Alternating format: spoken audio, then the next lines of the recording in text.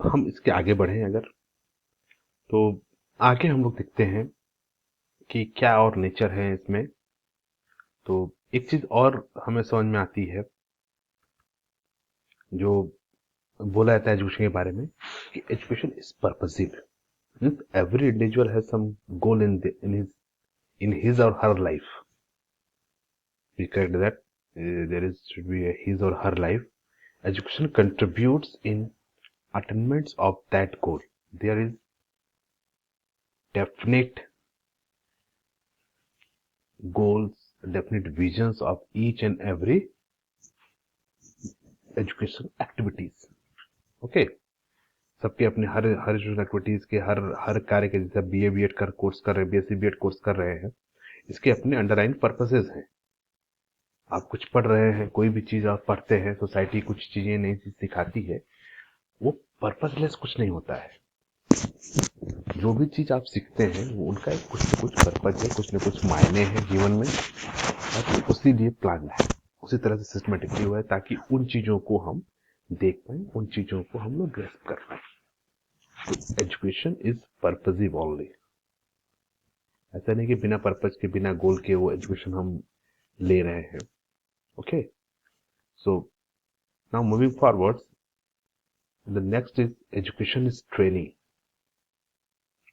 If you remember that the one of the etymological meaning of education, to train, to educate. Okay, so from that point of view, it is the training of human sense, it is training of mind, it is training of behavior, it is training of activities skilled, which is desirable by the society, to desirable for a good human life.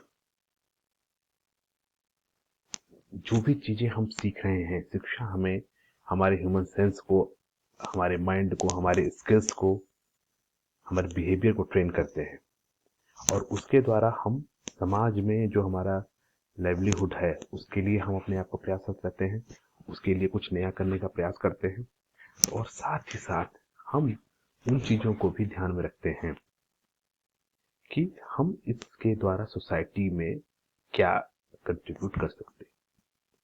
जैसे इस पूरी training का, अभी जो आप इस course में है, बीएससी बीएड में है, यहाँ पर पूरी ट्रेनिंग किस लिए है? To be a good teacher. कैसे एक अच्छा टीचर बन सकते हैं, और उस टीचर का प्रोसेस में क्या डिजायरेबल, एक साइंस टीचर और एक मैथमेटिक्स टीचर के लिए क्या डिजायरेबल स्किल होनी चाहिए, उनके अंदर कौन कौन सी क्वालिटी होनी चाहिए, उनके बिहेवियर कैसा होना चाहिए, उनका सेंस कैसा होना चाहिए, सेंस ऑफ ह्यूमर कैसा होना चाहिए, उनके सारी एक्टिविटीज, इवन और पर्सनालिटी कैसे होनी चाहिए एज ए टीचर।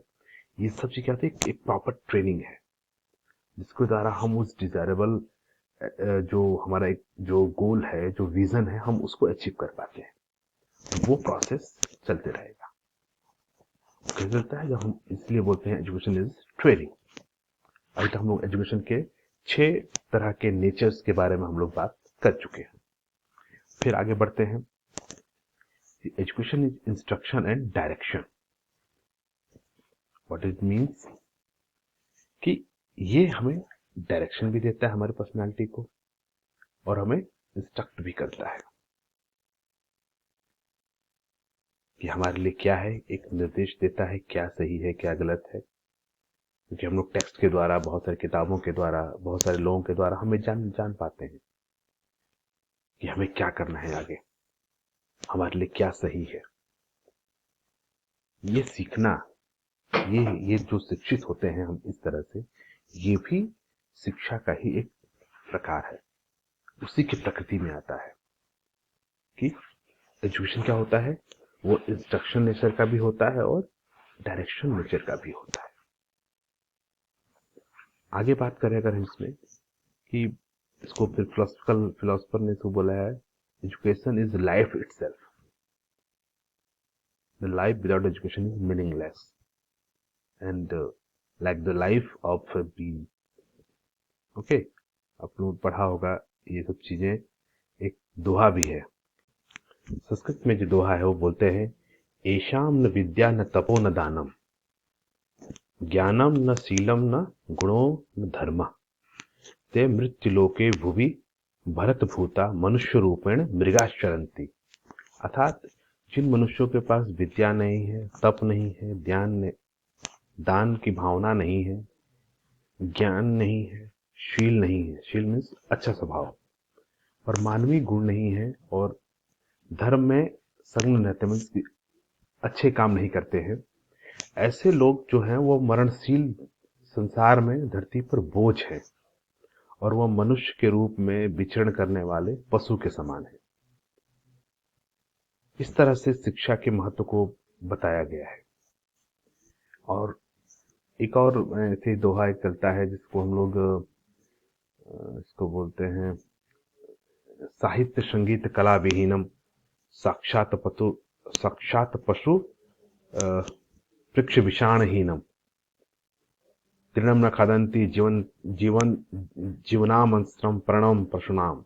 मीन्स कि ऐसे मनुष्य जो साहित्य संस्कृत कला से वंचित है, वो बिना पूंछ और सींगों वाले साक्षात पशु के समान है। वो बिना घास खाए जीवित रहता है, और यह मनुष्य के लिए, यह पशुओं के लिए भी निसंदेह सौभाग्य की बात है। तो इस तरह से हमारे जो संस्कृत लिटरेचर है उसमें एजुकेशन के महत्व को बताया गया है। ये इसमें आप लोगों को देखने की बात है, इसमें दोनों ही उसमें अगर आप बात करें तो हमें शिक्षा को कैसे देखा गया है, शिक्षा को कैसे परसीव किया गया है, संगीत को, साहित्य को, आर्ट को, इसकी होना यही चीज है जो हमें पशुओं से हमें अलग कर रही है। उस डिफरेंस को देखना, ये काम हमें एजुकेशन दिखाता है। यही डिफरेंशिएट है कि हम इनको जानते हैं कि नहीं जानते। हम साहित्य का हमें पता है, संगीत का हमें पता है कि नहीं, ज्ञान हम किसको, कैसे ज्ञान हम ले रहे हैं, किस तरह के कल्चर में है। तो ये सारी चीजें क्या है, ये हमारे नेचर ऑफ एजुकेशन के पार्ट में आती है। फिर बात करते हैं education is the continuous reconstruction of our experiences, the continuous reconstruction of our experiences. ऐसा नहीं कि एक बार हम कुछ सीख गए तो वही रहता है। हमारे जो नेचर है, हमारे जो प्रकृति है, हमारी जो चीजें हैं, अगर मेरे एक बार राइटिंग खराब हो गई तो ऐसा नहीं कि मैं जीवन भर मेरी राइटिंग खराब ही रहेगी। अगर मैं सीखूंगा तो वो मेरी सुधरेगी। मैं पहले बोला है, जॉन डीवी हर बार आपके पास आएंगे। इनको बहुत ही एजुकेशन फील्ड में बहुत अच्छा इनका सोशियोलॉजिकल पर्सपेक्टिव में एक बुक है, सोशल कॉन्ट्रास्ट। उसमें देखेंगे, उसमें बहुत सी चीजें, स्कूल एंड सोसाइटी इनकी एक बुक है, तो उन्होंने उस बहुत सारे एक्सपेक्ट की बात की, सोसाइटी और स्कूल के एक्सपेक्ट में। तो इनको बहुत बार हम देखने और सुनने को मिलेगा। उनका एक पॉइंट था यही कि जो हमारा कंस्ट्रक्शन ऑफ नॉलेज है, एक्सपीरियंसेस मीन्स नॉलेज, ये क्या है, ये हमारे एक्सपीरियंसेस, हम हर बार नए नए एक्सपीरियंसेस लेते हैं। एक बार हो सकता है कि हम कुछ एक्सपीरियंसेस लें, एक बार हमने सिर्फ अच्छी राइटिंग लिखी है तो हमारे नंबर में अच्छे मिल गए, तो हमें लगा कि अच्छी राइटिंग लिखने से नंबर आता है। फिर दूसरी बार देखा कि जो अच्छी राइटिंग लिखी है लेकिन हमारा कंटेंट अच्छा नहीं है, नंबर नहीं मिला। फिर हो सकता है कि जो जिनकी राइटिंग अच्छी हो, कंटेंट अच्छा हो, उनको अच्छा नंबर मिल रहा हो। हम उन एक्सपीरियंसेस से सीखते जाते हैं, हम रिकंस्ट्रक्ट करते जाते हैं अपने एक्सपीरियंसेस को, और एक कंटिन्यूअस प्रोसेस चलता रहता है, रीमॉडलिंग चलती रहती है।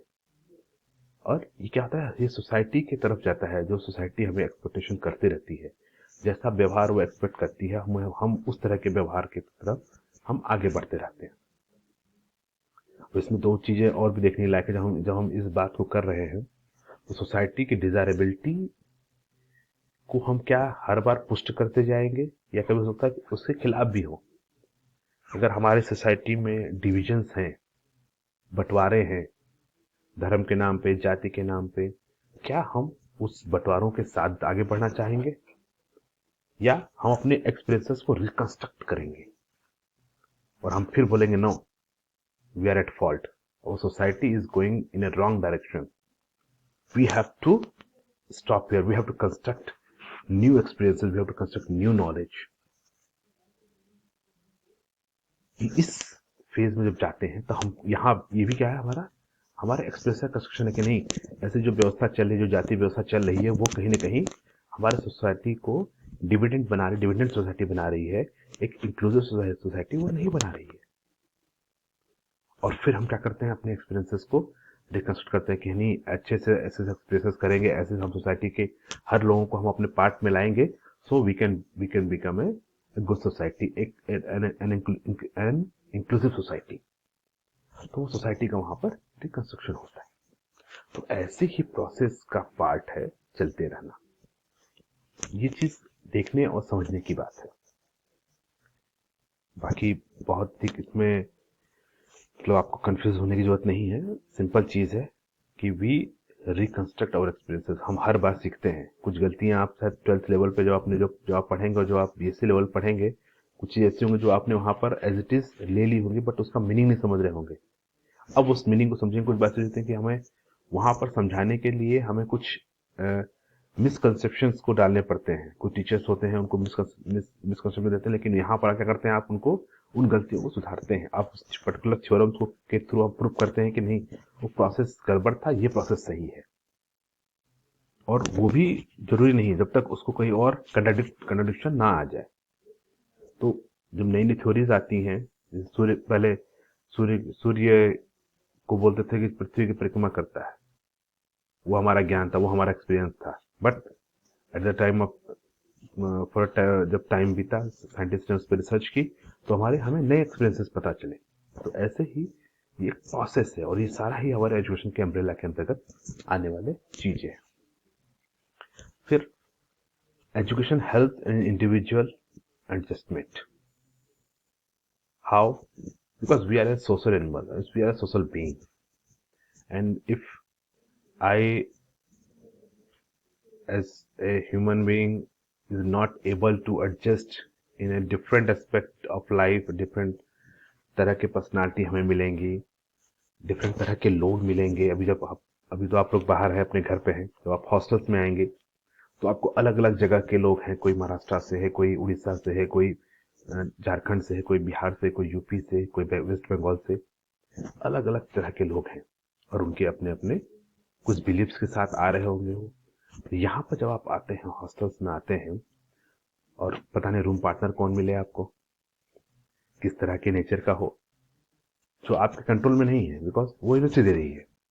तो अब इन डिफरेंट डिफरेंट सिचुएशंस में, और यहाँ पर आने के बाद आपके स्वास्थ्य, खान पान, बहुत सारी चीजें एक साथ आपकी लाइफ में वो एक परिवर्तन आता है। बहुत बार सुखद परिवर्तन आता है कि आपको बहुत अच्छे दोस्त मिल जाते हैं, बहुत सारी चीजें नई सीखने को मिल जाती हैं। सो हर तरह के परिवर्तन आपके लाइफ में आते हैं, हर तरह के परिस्थितियां आती हैं। नहीं, अब कैसे उन परिस्थितियों के से आप भागें या उनसे एडजस्टमेंट आप करें, दो चीज होती है। या तो देखे हॉस्टल छोड़ के भाग जाए, नहीं हमें नहीं करना है। दूसरा क्या होता है कि नहीं, हमें इसमें सीखना है, हमें यहाँ से क्या क्या चीज ले सकते हैं हम उनको देखता है, और अपने आप को उस परिस्थितियों में क्या करना है, एडजस्ट करते हुए कि अगर हाँ बताइए व्यक्ति बहुत रूड है, ठीक है, हम उससे बात नहीं करेंगे क्योंकि बहुत छोटी छोटी बातों को बुरा मान जाता है, मान जाती है। या हमें ये है, ये भैया ऐसा ये व्यसन करते हैं, कोई जो सिगरेट पीते, नहीं, मुझे इनसे दूरी बनाकर रखनी है। ये सब लर्निंग है। और डिफरेंट डिफरेंट सिचुएशंस में क्या का एटमोस्फेयर कैसा है, उसके अकॉर्डिंग आपके कपड़े होते हैं, आपके बालचाल होती है, कैसे यहाँ पर जीवन शैली है, उस अनुसार हम क्या करते हैं, अपने आप को रिकंस्ट्रक्ट करते हैं, अपने नॉलेज को, और वहां पर एडजस्टमेंट का प्रयास करते हैं। तो ये प्रोसेस भी एजुकेशन की नेचर के अंतर्गत आता है कि कैसे हम डिफरेंट डिफरेंट सिचुएशन में अपने आप को एडजस्ट करें। जैसे मीडियम ऑफ इंस्ट्रक्शन की बात की जाए, और अपने दोस्तों के साथ बात की जाए, अपने फेलो फ्रेंड्स के साथ कैसे एडजस्टमेंट, पेरेंट्स के साथ, अपने एम्बिशन के साथ एडजस्टमेंट। तो ये सब प्रोसेस हमारा कंटिन्यूस प्रोसेस में आता है। तो अभी तक हम लोगों ने जो 10 पॉइंट बोले हैं, उन 10 पॉइंट्स की बात करते हैं। फिर हम नेक्स्ट सेशन में हम लोग इसके आगे बढ़ेंगे कि और क्या क्या नेचर्स के पार्ट हैं, और क्या क्या एजुकेशन